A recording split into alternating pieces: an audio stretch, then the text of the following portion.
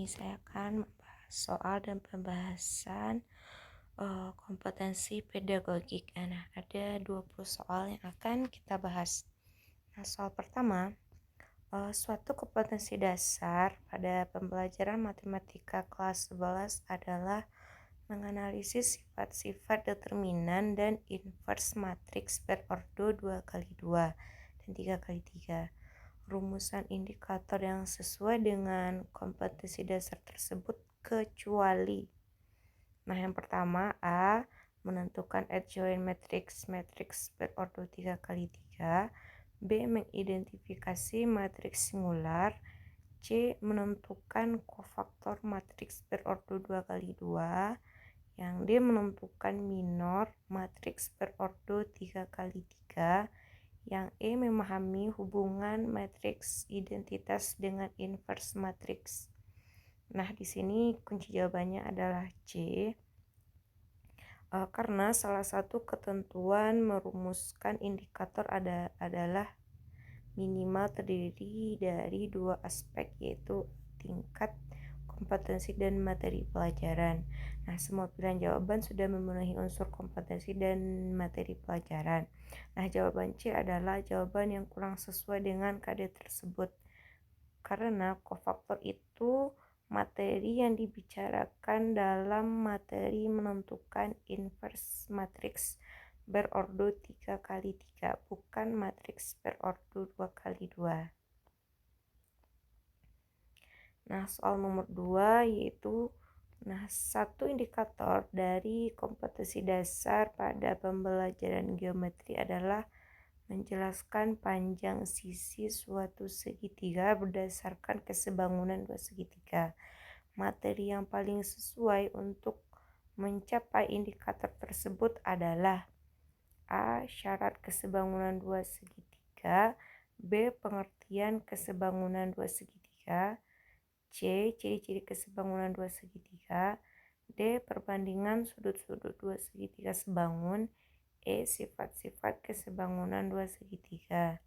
Nah, jawabannya E.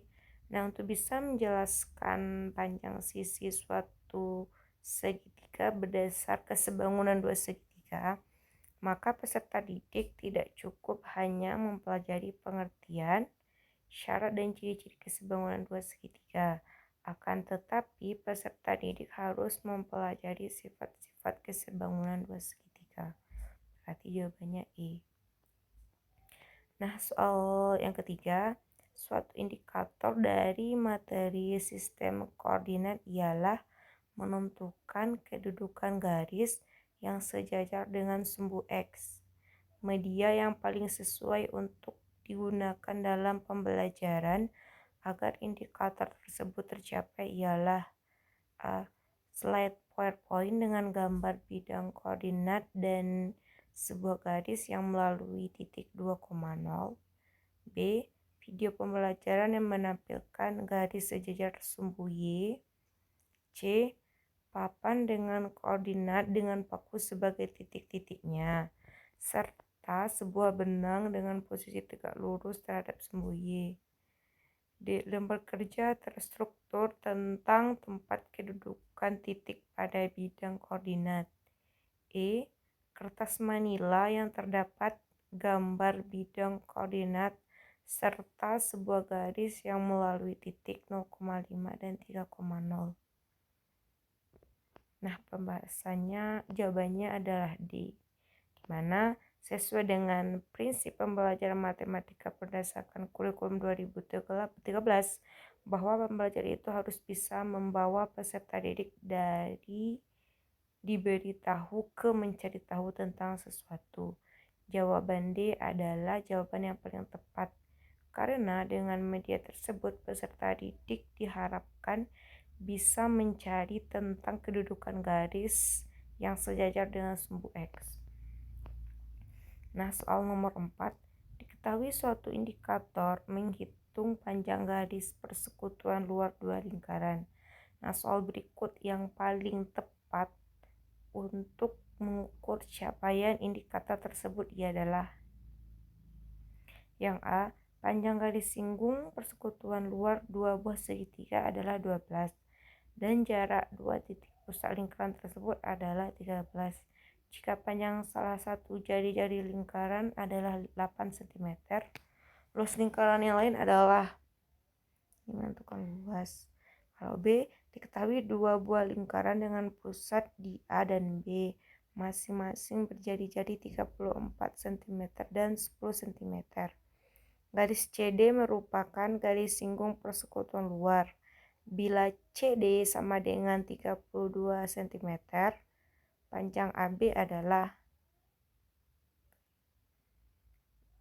soal C, 8 buah roda dililit dengan tali seperti gambar berikut. Masing-masing roda diameternya 14. Tentukan panjang tali yang melilit roda-roda tersebut. Bisa jadinya panjang garis singgung kalau B, panjang garis singgung persekutuan luar. Yang D, panjang jari-jari dua lingkaran adalah 29 cm dan 14 cm.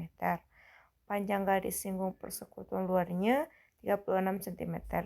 Hitung jarak pusat kedua lingkaran. Jarak pusat sama kayak ada nih jarak pusat. Apakah yang dimaksud dengan garis singgung lingkaran luar dua lingkaran? Mungkin jawabannya C. Nah, jawabannya C. Pembahasannya untuk mengetahui suatu indikator itu sudah tercapai atau belum, maka peserta didik perlu diukur apakah sudah mencapai indikator tersebut atau belum. Salah satunya adalah tes tertulis. Tes yang dibuat harus mengukur kompetensi yang diharapkan oleh indikator tersebut. Indikator soal tersebut adalah peserta didik dapat menghitung panjang garis singgung persekutuan luar dua lingkaran. Nah, soal yang implisit menghitung panjang garis singgung persekutuan luar dua lingkaran adalah soal yang C. Soal kelima, menentukan tujuan pembelajaran. Nah, salah satu kompetensi yang harus dicapai oleh siswa SMP adalah menjelaskan dan melakukan operasi hitung bilangan bulat dan pecahan dengan memanfaatkan berbagai sifat operasi. Tujuan yang paling tepat dirumuskan adalah, kalau A, dengan cara diskusi, siswa dapat menghitung hasil kali dua bilangan bulat menggunakan sifat pengurangan. Kalau B, dengan menggunakan konsep pengurangan, siswa dapat menghitung hasil bagi dua bilangan bulat. Kalau C, siswa dapat menggunakan sifat ketertutupan pengurangan bilangan bulat untuk menentukan hasil bagi dua bilangan bulat. Kalau D, siswa dapat menggunakan sifat asosiatif penjumlahan bilangan bulat dalam menyelesaikan suatu permasalahan. Kalau E, dengan cara diskusi, siswa dapat menentukan hasil kali dua bilangan bulat menggunakan konsep penjumlahan bilangan. Nah, di sini jawabannya C. Karena terdapat 4 unsur pokok dalam perumusan tujuan pembelajaran, yaitu membuat unsur A, B, C, D atau audience, B, behavior, C, condition, D, degree. Penulisan tujuan tidak harus urut A, B, C, D. Nah, tujuan minimal membuat unsur A dan B. Semua option soal di atas sudah membuat unsur A, B, C. Nah, jawaban A, B, dan E kurang tepat karena tidak sesuai komponen behavior dan condition. Nah, jawaban D tidak sesuai dengan indikator yang ada. Nah,